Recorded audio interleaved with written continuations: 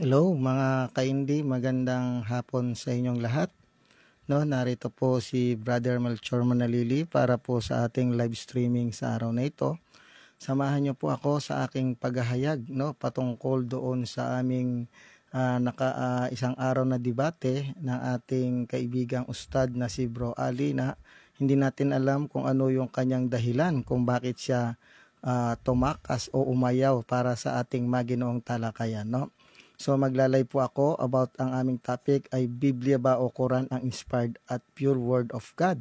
So sa lahat po ng mga nandito at sa mga nakikinig, kung mayroon man pong manonood sa atin, paki-shout out lang po kung okay po yung ating sound bago po tayo magsimula. Ito po si Brother Melchor Manalili ng In Defense of the Truth. Ang ating pong itatopic ay tungkol po sa kanilang Quran na amin sanang itatopic ni Bro Ali kahapon na hindi natuloy dahil hindi ko alam kung ano ang dahilan kung bakit siya umayaw o umatras kahapon sa ating debate. Samahan niyo po ako at tunghayan ang ating paghahayag tungkol sa nilalaman ng kanilang Quran. Kumuha po kayo ng mga ballpen at papel upang i-take down niyo po ang lahat ng mga sura na ating gagamitin para po sa kasagutan mismo sa kanilang mga sura na nasa loob ng Quran. Samahan po ninyo ako sa maikling oras ng ating paghahayag, no? Tungkol po ito po dapat ang talagang aking bibitawan sa aming debate kahapon na naudlot na hindi ko alam kung ano ang dahilan kung bakit siya umayaw. Muli, samahan ninyo ako sa mahikling oras para po sa ating talakayan, no? Kung bakit kaya naisipan niyang umayaw sa aming talakayan. Samahan niyo po ako at bago po tayo magpatuloy, maraming salamat po sa lahat ng mga taong patuloy na nagbibigay sa atin ng material, spiritual, financial na pangangailangan, no? Ganon din sa mga taong patuloy na nagbabahagi ng kanilang mga biyaya na pamamagitan nila ay dumadaloy ang biyaya ng Diyos. Ang Diyos na po ang magbabalik sa inyo ng siksik, liglig at umaapaw, no? Hindi ko na po i-mention ang inyong mga name. Humihingi po ng panalangin ang ating mga kaibigan, no? Lalo na si Brother Philip Bigtasyon, si Luz, si Sister Luz, si Sister Luz Maniques, no? At ganon din po si Brother Christopher at ganon din po si Shalimar, no? Ipanalangin po natin sila. Ganon din po si Sisneng B at ganon din po ang kagalingan po ni Margie Coo, no? Ganon din po si Shalimar, si Brother Christopher, and then si Brother Philip Bigtasyon na mga COVID po na positive po na nawa po ay patuloy po silang makarecovered sa awa at tulong at gabay ng ating Panginoon. No, ipanalangin po natin sila, yung ating mga taong binabanggit, no? Ganon din po si Luz Maniques, ang po ng kanilang mga pamilya at lahat po ng mga OFW sa iba't ibang panig ng daigdig, ipanalangin po natin sila at ang lahat ng mga may karamdaman na nangangailangan ng kagalingan at ang mga biktima ng COVID patient na nasa banig ng karamdaman, lalo na po yung mga frontliners na ating mga bayani, magigiting na bayani na humaharap sa kaso ng mga positive about sa COVID-19. Patuloy po natin silang ipapanalangin. Paki-shout out nyo po kung okay po yung ating sound bago po tayo magpatuloy ng ating programa dito po sa In Defense of the Truth, no? Dito po si Brother Melchor, na ang dapat nyo pong gawin, tulungan nyo po kaming i-promote ang aming YouTube channel, share, like, and subscribe. Itong video na ito ay pag-aari ng In Defense of the Truth page at YouTube channel, no? Share, like, and subscribe po para po sa ikatututo natin at sa lahat po ng mga sangka-Kristyanuhan, no? Manalangin po tayo at sama-sama nating aralin ang tungkol sa ating pananampalataya dahil itong ating kaibigang ustad, no, na walang sawa araw-araw na lang doon sa GC na sinisiraan ang sangka-Kristyanuhan, even ang ating Biblia, no? So ang gagawin po natin, iyahayag naman po natin kung ano nga ba ang nasa loob ng kanilang Quran, no? Ang ginagamit nilang atake yung ating ang ating Biblia, gayong hindi pala nito halos alam kung ano ang nilalaman ng kanilang Quran. So samahan po ninyo po ako at tunghayan po ninyo ang ating paglalahad. Baka ito po ang isang mabigat na dahilan kung bakit ito nangayaw at umatras sa debate kahapon. Tunghayan po ninyo. Ano ang aming topic? Ang Biblia ba o ang Quran ay tunay at purong salita ng Diyos, no? Meron po tayong mga talata noon na binanggit na ang Bible ay pure word of God, purified 7 times. At ito ay inspired breath by God na mababasa natin mismo sa ating banal na kasulatan. Pero doon po sa kanilang Quran, wala po talagang mababasang ganon na nakasulat. Pero sa atin, yung topic na ibinigay ko at tinanggap niya at siya namang ding naghamon, wala po silang mababasang ganon. Pero sa atin, meron po, no? Nandoon po sa aking tinapik ng mga nakaraang buwan, no? Kaya tunghayan po ninyo na tuturuan po natin sila kung paano po sila dapat na matuto para sa atin, no? Ano nga ba itong Quran? Okay, so samahan po ninyo ako kung ano po, no? Ang root word po ng Quran, ang the first root word ay galing po sa kara'a, whose literal meaning is to collect or to compile. Diyan nagmula yung plural nilang Quran. Another, the second root word is kar'ana, no? Pag tinanong mo to sa kanila, hindi nila to masasagot direct to the point. Meaning a union or conjunction. Pangatlo, the third root word is kira'atun, meaning to read or to recite, no? And the fourth and final root word of the Quran is kira'in, which is the plural of karina, which meaning evidence, argument, or symbol compiled from works of Shakul Islam Dr. Tahir Ul Qadir by Gazaha Hassan. Yan, no? Isang scholar po nila ang nagpatunay kung ano at saan nanggaling ang salitang Quran. Pero itong itong ustad na si Bro Ali na patay ang tira sa atin sa Facebook, hindi niya po ito masagot noon during the time na nagkaroon kami ng argumentation doon, no? At paulit-ulit nilang ngayon, yung sinasabi ng Arabic daw yung puro. Actually, ang Arabic pong language ay hiniram lang po nila yan, no? Wala po silang sariling lingwahe. Yan po ay Semitic language na pinaghihiram nila sa iba't ibang wika. Tunghayan po ninyo, no? Sabi rito, the term Arabic is used to describe the three different forms of the same language. Ayan, no? Mayroon itong tatlong describe three different form of same language. Unang-una, yung tinatawag natin classical Arabic, which is the language of Quran, the holy book of Islam. Yung mababasa natin sa kanilang Quran, ang tawag po doon ay classical Arabic. Hindi nila yan, no? Hindi nila yan alam yata, no? Another, yung colloquial or spoken Arabic, it is used in daily lives of Arabics. Ito po yung pananalita na ginagamit nila sa pang-araw-araw nilang pamumuhay. And the number 3, yung tinatawag na literary Arabic, no? Sometimes also called modern standard Arabic, no? Which is used in literature book, newspaper, on TV, radio. Ulitin ko po. Ang language po na tatlong kanilang term ng Arabic ay nasa tatlo, no? Classical, colloquial, and literal. Sa kanila, hindi nila yata alam yung paano i-identify yung language. Basta Arabic lang to ng Arabic, no? Saan nagmula itong mga lengguwahe nito ng mga Arabic na to, no? Aside from the Arabic, the Semitic language, ito yung pinagmulang lengguwahe niya, no?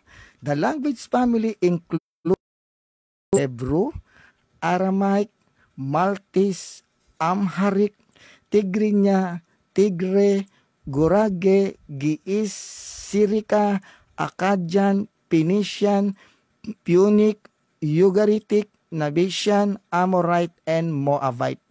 Yan ang pinanggalingan ng yung salitang Arabic, no?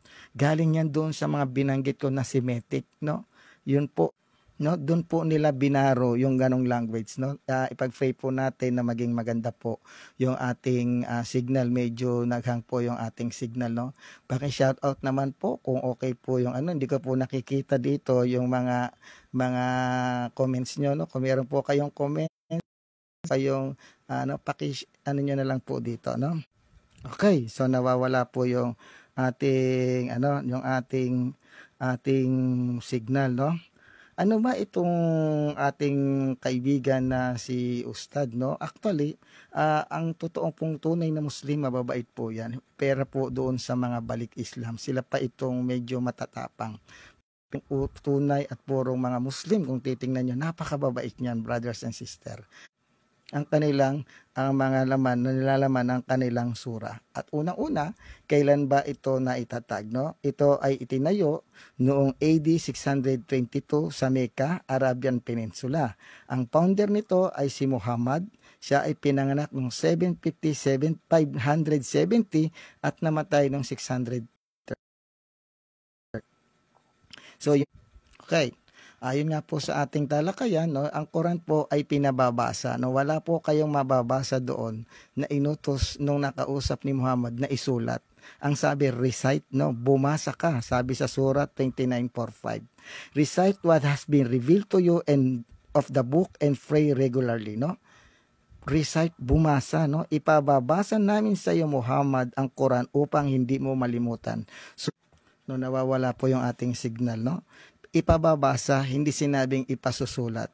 Pero yung ating Biblia ay sabi, isulat mo, no? Isulat. Sa kanila pinababasa. Ang tanong, bakit ninyo isinulat? Gayong pinababasa lang pala ito, ayon sa mga sura na ating binasa. Sa sura 96:3, iyong basahin at ang Panginoon ang pinakamapagbigay. Walang isulat, ipababasa. So kung pinababasa lang pala, bakit ninyo isinulat at nagkaroon kayo ng ganitong Quran? Ang sabi, basahin lamang, recite, no? Sino ngayon ang nagsulat niyan? Ayan, doon natin maano, no? Hindi ko alam kung bakit ito tayo tinakasan, no? Okay.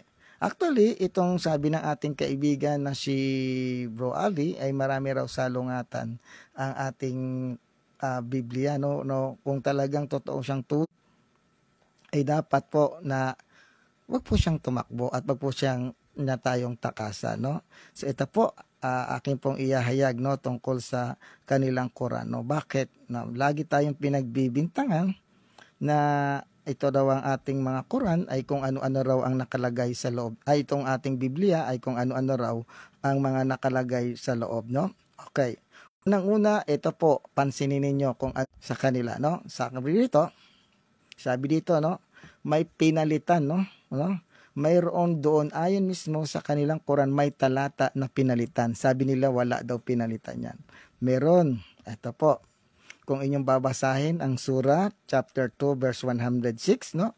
Dito po sa sulat ni Arceo, no? Dito po, Tagalog po ito.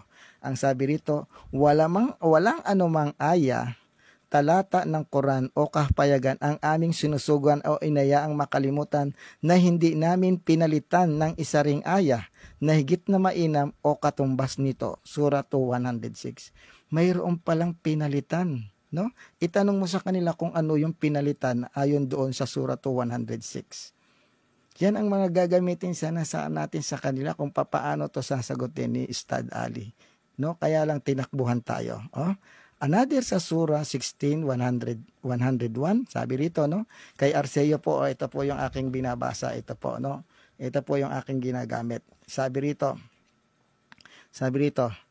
at kung aming palitan ang isang talata ng Quran, alalaong baga ang pawalang bisa, baguhin ang pag-uutos nito. Surah 16:101. May binago, may pinalitan.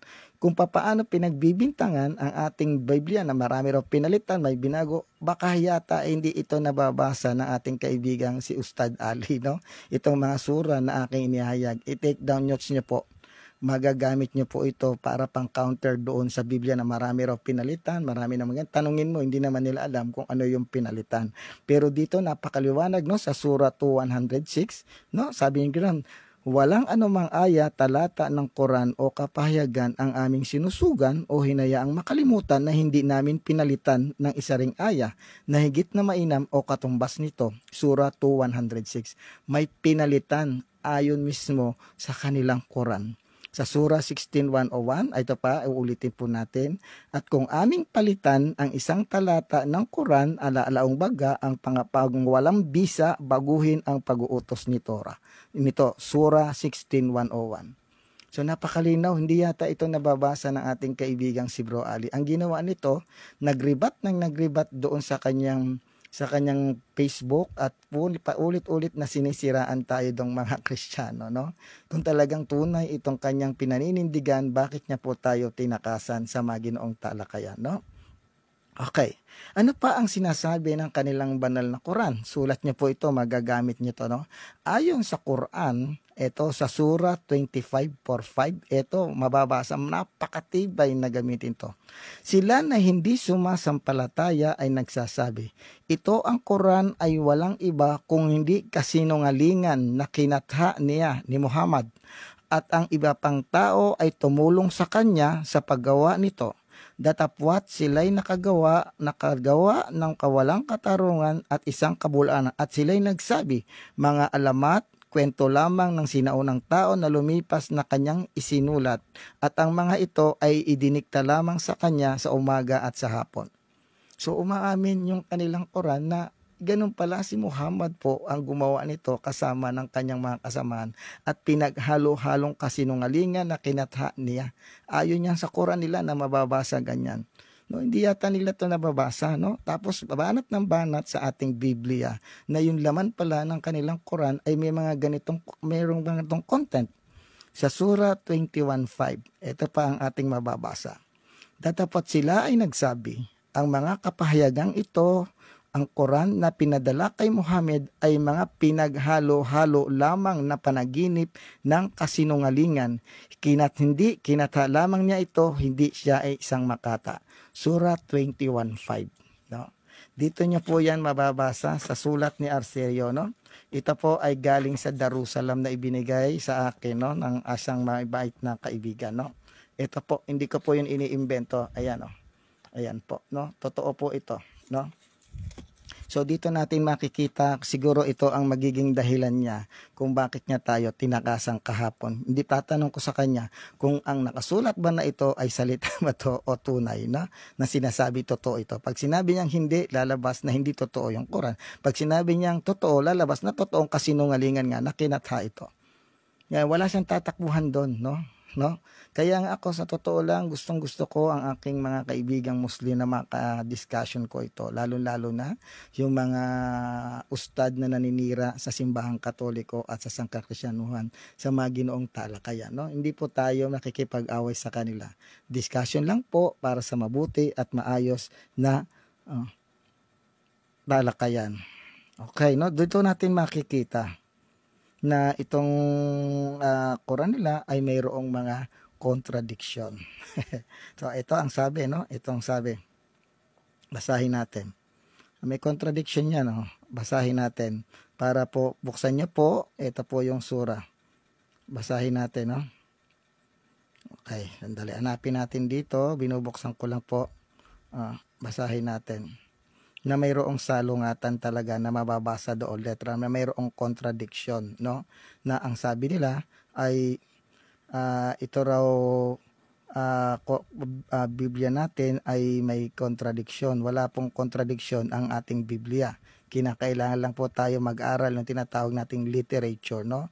The Bible is not a literal but it is a literature book. Okay. Ito, basahin natin. Okay. Basahin natin, no? Hinahanap po natin. Ito pa.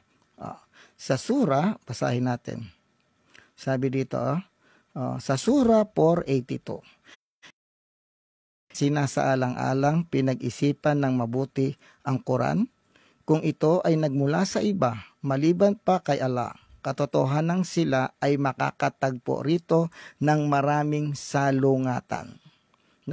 Maraming salungatan, umaamin yung Surah 482 na itong kanilang Quran kaya nga pansinin ninyo ang ginagamit nila lagi kapag kausap natin Bible. Pero hindi nila inihahayag loob ng kanilang banal na kasulatan, no? Ang sabi pa nga rito, hindi baga nila sinaalang-alang pinag-isipan ng mabuti ang Quran kung ito ay nagmula sa iba, maliban pa kay Allah. Katotohanan sila ay makakatagpo rito ng maraming salungatan.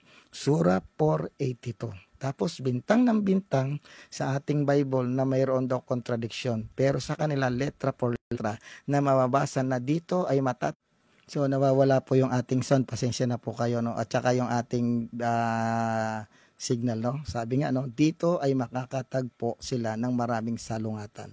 Banat ng banat sa atin na marami raw salungatan, pero wala naman silang maipakitang talata na nagsasabi na yon ay mayroong salungatan. Pero sa Surah 482, napakalinaw ang sabi, maliban pa kay Allah, katotohanan sila ay makakatagpo rito ng maraming salungatan. Okay, another, no, sa Surah 3:7, no, gamitin po ninyo to. Sabi rito, kami ay sumasampalataya rito sa kabuuan nito, sa maliwanag at hindi maliwanag na mga talata na ito ay nagmula sa aming Panginoon. Surah 3:7, no. May maliwanag at mayroong hindi maliwanag palang talata ang Quran. Dapat alamin nila kung ano 'yon, di ba?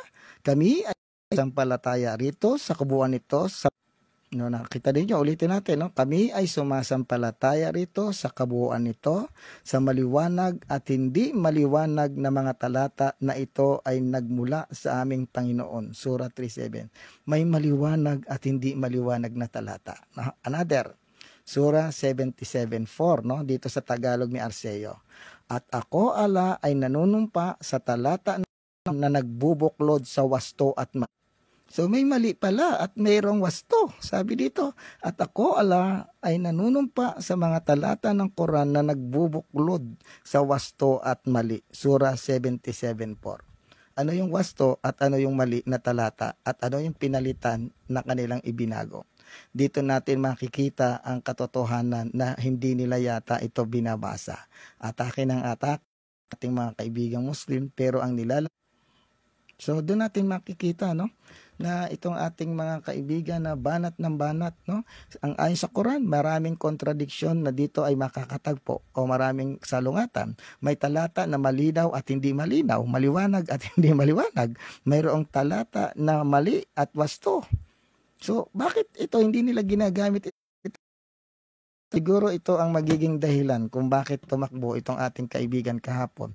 So ito siguro ang kanyang iniiwasan, kaya siya ay tumakbo, no? May salungatan, may malilinaw at hindi malilinaw, may tama at may maling talata, no? Nakita ninyo, tapos bintang ng bintang sa ating Bible, na kung ano-ano pang tinatawag sa atin na mga bad words. So hindi naman natin 'yon ini-ignore lang natin. Ang masakit ay nung matapos ng okay, so pasensya na po, nawawala yung ating signal, no? No, matapos pong mag-stand, hindi nga niya na-stand na ang Quran ay pure at saka inspired word of God, bagkus inatake tayo ng inatake. Ito po yung mga gagamitin ko sana kahapon para tingnan natin kung ano ang magiging resulta sa kanyang paghamon, at nagyayabang pa po, nabibigyan pa raw tayo ng partida. Ang partida pa lang ibibigay sa atin, yung tatakbuhan pala tayo ng sahin po ni. Okay, medyo yung ating signal nagloloko, no, mahina po yung signal. Ito pa ang isang sura na mayroong hindi ka panipaniwala na. Surah 55:17. Siya ang Panginoon ng dalawang silangan, ang lugar ng pagsikat ng araw at panahon ng tag-init at taglamig, at Panginoon ng dalawang kanluran, ang lugar ng paglubog ng araw sa panahon ng tag-init at taglamig. Saan ka nakakita na mayroong dalawang silangan? Di ba? Isa lang ang kanluran, isa lang ang silangan. Pero dito sa Surah 55:17, dalawa yung silangan, dalawa yung kanluran. Itatanong ko sana sa kanya kung saan matatagpuan yung isa pang silangan at yung isa pang kanluran. See? No, nakikita ninyo, no, mga kapanalig, mga kapananampalataya. Magbasa po tayo nito, no, para po kung tayo ay inaatake, ginagamit ang Biblia, gamitin din po natin ang So gamitin po natin, no, kung meron po kayong Tagalog na ito, no, gamitin po ninyo ito. No, kapag nalaman po natin ang laman nito, pwede po tayo makipag-dialogue sa kanila at iiwas po ang mga itong taong ito na walang ginawa kundi siraan ang simbahang Katoliko, lalo-lalo na ang sangkakristyanuhan. No?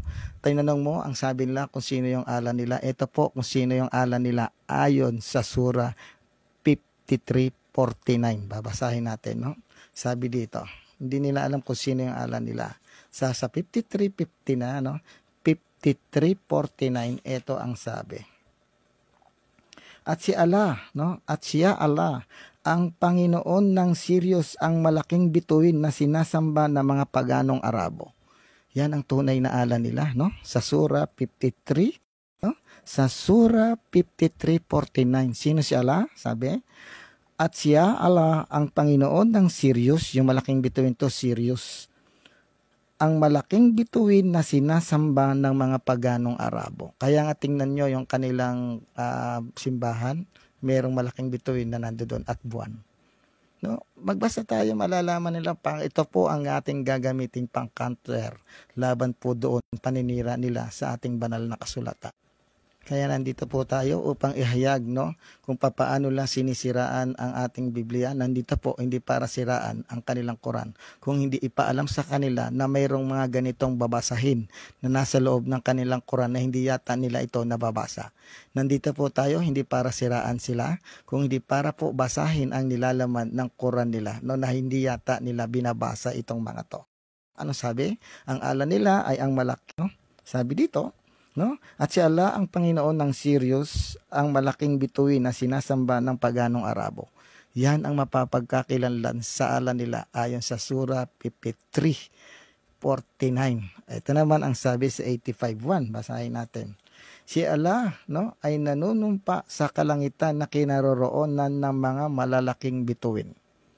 Yun ang Allah ayon dito, no? Dito natin makikita, no, na kung sino yung ala nila. Isang malaking bituin na sinasamba ng mga paganong Arabo. No, pinagbibintangan tayo nitong ating mga kaibigan, lalo na, no, lalo na yung ating mga kaibigan na mga balik Islam. Ito yung mga patuloy na umaatak sa atin, pero itong mga tunay na Muslim, nakita ko ang kabaitan nito, no, hindi ito nangingialam sa ating pananampalataya, no, nakikipagkaibigan pa to. Pero itong ating mga kaibigan na nagbalik Islam, walang ginawang, araw-araw na lang na nakikita natin banat na banat sa YouTube, sa Kristiyano, sa Biblia at kung ano-ano pa, pero hindi nila naman alam ang nilalaman ng kanilang banal na kasulatan. Actually, yung baboy, tungkol sa baboy, pinapakain po ang baboy ayon sa kanilang Quran, no? Basahin niyo po ang Surah chapter 5 verse 3, no? Napakahaba po yung explanation, pero nandoon, kumain kayo sa ngalan ni Allah, uusalin nyo lang at magdadasal lang kayo sa ngalan ni Allah. Pwede kumain, no? Ayon sa iyong gusto. Sa Surah 5:3, Surah 2, 173, Surah 6, 118 to 109, pinapakain. No, hindi yata ito binabasa ng ating mga kaibigang Muslim, lalo na si Ustad Ali, no? Sa Surah 5:3 nandoon po, basahin ninyo, magugulat kayo, no? Dito po sa sulat at translation sa Tagalog ni Bro Arceo, no? Ni Abdulatif Arceo, no? Pinapakain po sa Surah 5:3, Surah 2, 173 at Surah 6, 118 to 119. Gamitin niyo po ito to defend our Catholic faith, to defend our Bible, at gamitin po natin ito para ibalik sa kanila ang kanilang ginagawang pag-atake sa ating banal na kasulatan. No? Okay. So, meron din pong binabanggit dito, no? Meron ding binabanggit dito, no? Meron ding binabanggit na mayroon talagang daughters of Allah na tinatawag dito sa Quran. Si Lat, si Manat, at si Al-Usa, no? Yan po ay mababasa natin, babasahin natin dito, no? Sino ba tong si Lat, si Manat? Ito po ay salin naman ni Yusuf Ali, no? Si Yusuf Ali ay isang magaling na scholar ng isang Islam. Ayan, Yusuf Ali po itong translation na to. Hindi po ako nagpuputol-putol nito, no? Sino pa itong daughters of Allah, no? Sabi dito, no, sa Surah 53, 19-20, basahin natin kung meron tayo. 19-20, okay. You have seen Lat and Usa, and another, the third goddess Manat. Sa Tagalog, basahin natin, no? Basahin natin. Meron silang daughter of Allah, no? Si Manat, si Lat, at si Al-Usa. Basahin natin.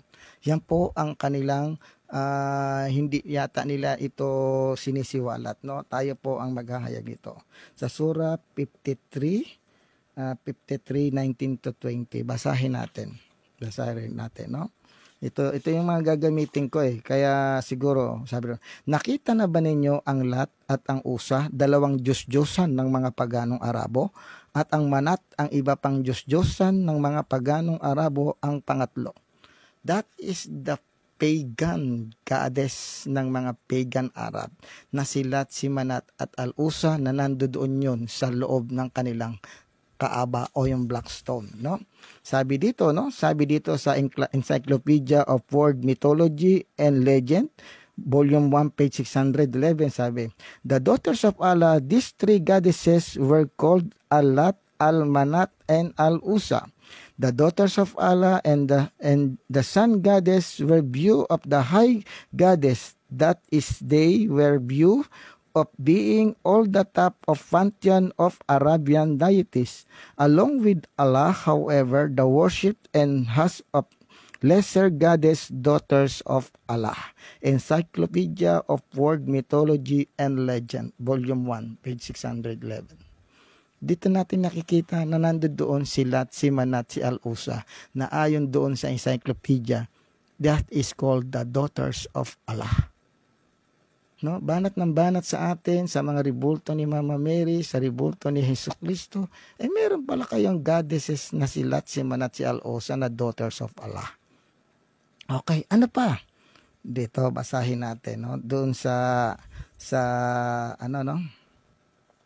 Sa sabi dito sa sinasabi dito. Sa may basahin natin yung sa sura, no? Sa sura 158 sura 2 158. Basahin natin. Tingnan niyo kung sino itong Diyos-Diyosa na to. Ganito sila umatake sa atin, no? Sa sura 2 158. Tingnan natin kung ano yung nakasulat. Kaya itong si hindi ko to tatakbuhan tong si Bro Ali, no? Dahil alam ko kaya ko siyang hindi to, no, na kung ano yung bintang sa atin, gagamitin natin ang Quran laban din sa kanya. Sabi dito sa surah. Okay. Sa surah 2:158. Ito ang sabi. Basahin natin.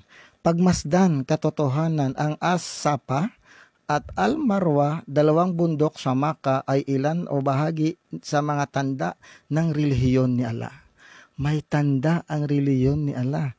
Ang Safa at ang Marwa, no, yung dalawang bundok, bato ito, bato, no, bato, no, na Allah, kaya't hindi isang kasalanan sa mga nais magsagawa ng Hajj o Umrah, magiging pilgrimage ang banal na tahanang Kaaba sa Makkah ay magagawa sang sa'i ang paglalakad ng 7 ulit sa pagitan nito ang As-Safa at Al-Marwa, no? Surah 2:158. Ano ang nakasabi dito sa mayroong tafsir? Mayroong itong tafsir, no? Mayroong tafsir na ito ay sulat ni tafsir ni H.I. Akapuya, no? Translation Professor Mir Ahmad Ali, no? Transliteration Professor M.H. Tahar. Ano yung sabi doon? Basahin natin. Sino ba tong si Safa, si Marwa? Sabi rito, no, sa 158. Verily, no, sa English, no, sa Al-Baqarah 2. Verily, as Safa and Al-Marwa are among the signs of Allah.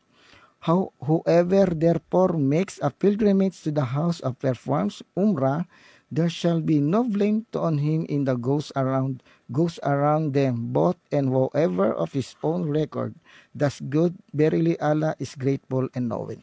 Sino tong si Safa at si Marwa? Basahin natin. Ito ang sinasabi kung sino tong si Safa at si Marwa, no? Babasahin natin, no? Ano ba yung tafsir dito ni Yusuf Ali, no? Sa kanyang tafsir, ito yung sabi dito kung sino yan, no? Basahin natin sa sulat dito na nandito. Bago kay Yusuf Ali, ito muna ang basahin natin. Sabi dito, no? 158, page 741 kay Akapuya na kanyang tafsir. Ito po. Sabi dito, Safa and Marwa has been described as the sign of Allah. So nakita nyo na, sign ni Allah o tanda o simbolo ni Allah ang Safa at Marwa, na yun yung dalawang bato na iniikutan nila sa kanilang pilgrimage. No? Mag-aral tayo, aralin natin yung kanilang Quran para mayroon tayong ipapang-counter sa kanila, no, brothers, no? Dahil walang silang habas kung banata ng ang ating Biblia at ang ating pananampalataya, no? no? Akala nila ang mga Kristiyano ay hindi nag-aaral ng kanilang Quran. Nagkakamali po sila, no? Inaral po ni Brother Mel ang kanilang Quran. Ilang beses ko po itong binasa pabalik-balik. Kaya tinandaan ko po yung mga sura na pwede natin gamitin pang counter sa kanila. Sino ba itong Safa and Marwa? No? Basahin natin. Sabi dito, basahin natin. Sabi dito, behold, no, Safa and Marwa are among the symbol of Allah. Tafsir by Akapuya, page 131 to 158. Sabi rito, basahin natin, page 2158, ang sabi dito. The rocks between which of the pilgrims turn back and forth during Hajj. Usap idol was kept on Safa, and Nu'ala, another idol, was kept on Marwa. May mga idol doon, no? Yan ay nandito mismo sa aking binasa. Kaya yung batong iyon na sa Asap at sa Marwa ay nandoon si Nu'ala at saka si Usap. An idol was kept on Safa, and Nu'a, another idol, was kept on Marwa. Yung dalawang bato doon na kanilang iniikutan. Tapos bintang ng bintang, atake dun sa rebulto ni Mama Mary, di rebulto. Meron din silang palang ganoon na idol na si Safa, si Marwa, si Usap, si Nu'ala na nando doon. Kaya itong ating kaibigang ustad, no, natatawa ako dito, no, banat ng banat, no, inahamon natin sa maayos at maginong talakayan. Ang masakit, binanatan ang dinibate yung ating kaibigang moderator na hindi naman Katoliko yon. So dito natin makikita, no, konti pa lang po yung binabahagi ko sa inyo. Ayon naman kay Yusuf Ali, no, ito po yung kay Yusuf Ali, ang sabi niya dito sa kanyang tafsir sa 5096. Ito po yung binasa natin, yung 53, yung Daughters of Allah, yung patungkol kay Lat, Manat at Al-Usa. Ito ang sabi niyang kanilang scholar.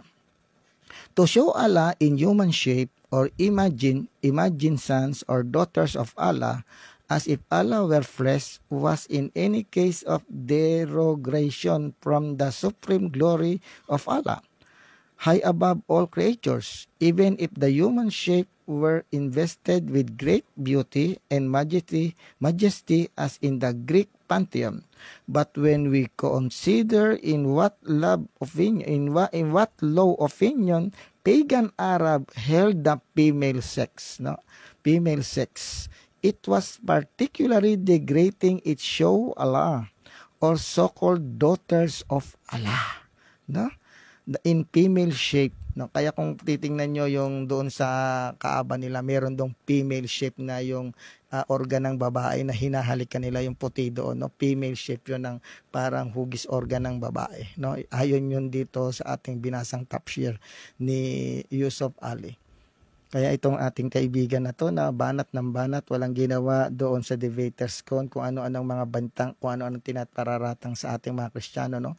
Hindi po tayo mananahimik sa ginagawa nitong taong ito, no, upang i-counter ang kanyang walang habas, no? Yung ibang mga kaibigan nating mga Muslim sa nakakadebate natin, hindi po ganoon ang kanilang attitude, no? Wala pong ganoon, no?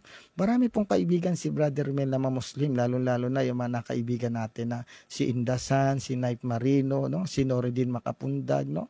Napakababait nitong sa talakayan, hindi ito nagsasalita ng mga ganun laban sa atin. Pero itong taong ito na kung alipustahin tayo doon sa GC, grabe. Kaya nandito po si Brother Mel, nag-live para po i-counter yung kanyang ginawang pag-atake sa atin sa kanyang Facebook. Iilan lamang po ang mga talata na aking gagamitin. Marami pa po ito at ito po ay nakareserba sa ating kaibigang Muslim na mag-i-invite sa atin at magyayaya sa atin sa Ginoo at maayos na talakayan, no? Maraming salamat. Naway nakapagbigay ako ng kaunting pangdepensa para po magamit natin sa ating mga kaibigan at mga kapatid kay Jesus, no, bilang Muslim naniniwala at naniniwala din sila kay Isa Al-Masih o yung tinatawag na lang Jesus sa atin, no. So maraming salamat. Naway ito pong ating video na ito ay magagamit at matututunan niyo po kung paano depensahan ang ating Biblia at ang ating pananampalataya gamit ang kanilang ginagamit na Quran, no? Gagamitin natin ang Quran para sa kanila naman natin ibabalik yung mga talata na hindi yata nila binabasa, yung mga talatang iyon. Marami pong talatang nakareserba si Brother Mel, no? Saan ka nakakita doon sa isang sura nila yung mga ang kaninowa, yung anak nalunod lahat. Sa isang sura hindi nalunod, 'di ba? Doon pa lang makikita mo na may contradiction. Alin ang tama doon, yung nalunod lahat o yung hindi? No, ireserba po yan ni Brother Melchor Manalili. Dahil unang-una, mayroon po akong ipapakita sa inyo mga brothers and sisters, no, na napakarami pong contradiction na sura ng Quran na nasa akin po nakakompile. Ito po. No, ito po ang mga contradiction nila ng mga sura ng napakadami po nito na pwede nating magamit kung paano nila pinaliliwanag, kung paano nila ipaliliwanag yung mga contradiction ng sura ng Quran nila na gagamitin natin sa kanila. Laging sinasabi, ang Bible daw maraming contradiction, pero meron po tayong mga sura na nakalista rito kung ano talaga ang tunay na mga contradiction na mababasa doon sa kanilang Quran. No, mag-aral po tayo, no. Hindi lamang po dapat Biblia ang ating aralin. Aralin din natin yung books ng ating mga kaibigang Muslim na kung paano ginagamit ang Bible panira sa atin. Gamitin din natin ang Quran nila pangdepensa naman para sa atin. No? Maraming salamat. Nawa ang aking ibinigay na kaunting mga sura ay magagamit ninyo, lalo-lalo na doon sa mga balik Islam na panay ang atake sa Facebook para sa sangkakristyanuhan, lalo-lalo na sa simbahang Katoliko. Gamitin niyo po yan para po depensahan natin ang ating pananampalataya. Maraming salamat po, no? No, salamat po sa inyo at magbabasa po na po ako ng inyong mga nanditong kukunti lang kasi pasensya na po kayo, medyo nagloloko, no? Sabi ni Michael Gonzwickski, hi Bromel, Justin Ramos Samaniego, advance happy birthday Bromel, God bless po. Sabi ni Michael Gonzwickski, saan mo kinukuha funding mo for your ministry, brother?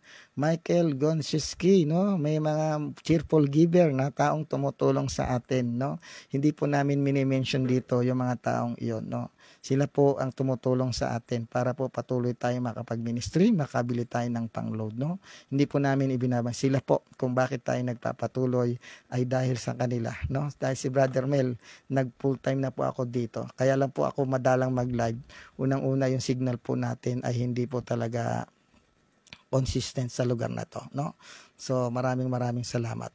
Okay, no? Salamat Michael Gonzwickski, no? Ulitin ko po, mayroon po sa atin na nagbibigay ng kanilang material, financial, spiritual na support para po tayo ay magpatuloy sa ating gawain para pagdepensa sa ating pananampalataya, no? Salamat po Michael Gonzwickski, no? Parang Germany at Poland o Polish, no? Sabi ni Reynaldo, ano ba yan? Ano ba yan? Itsura mo bro, Reynaldo Benitez, no? Nag-disguise lang ako si Brother Mel, no? Okay, good bro, Dariel Lebestre Isugon. Ichipeng Bagunas Miro, kaya natakot si Haji. Thank you, Erenyo Gesto. Thank you, Yahoo. Thank you, Bro Melchor. Apo ng inaasyo, bagay na bagay. Okay, no? Salamat po kung ginamit ko lang po ito para maging costume, no? Dahil ang ating ginabasa ay ang Quran, no? Naway nakapulot po kayo ng magandang aral at magandang mga sura na ating maika-counter laban doon sa ating mga kaibigang Muslim na umaatake sa ating pananampalataya, lalo-lalo na sa banal na kasulatan. So maraming Bro Melchor, di ba may debate scheduled ka sa SDA? Yes, no? Kung di ako nagkakamali, sa 17 yun, no? Sa 17 pa yun. Matagal pa. Meron pa tayong 11 days, no?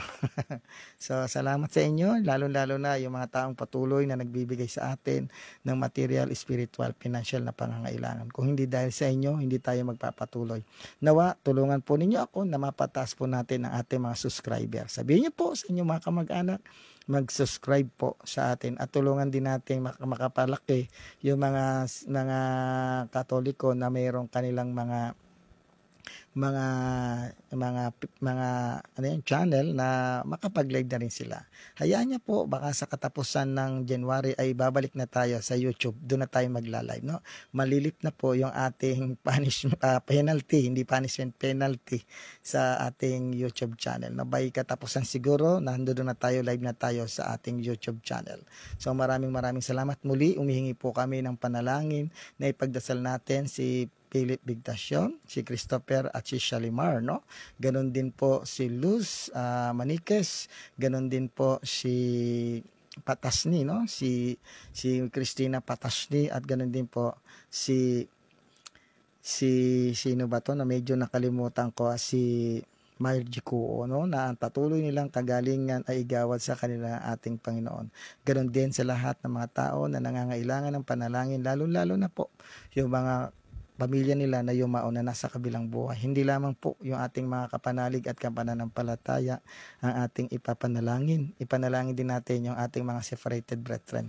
Lalo na yung kanalimutan na nila, no? Kung sila ay kinalimutan na nila, tayo po ang magpapanalangin para sa kanilang lahat. Maraming salamat po sa inyong patuloy na pagsubaybay para sa atin, no? Yung aking maliit na ibinahagi ay maliit lang po yon kapraso. Hindi po natin lalahatin.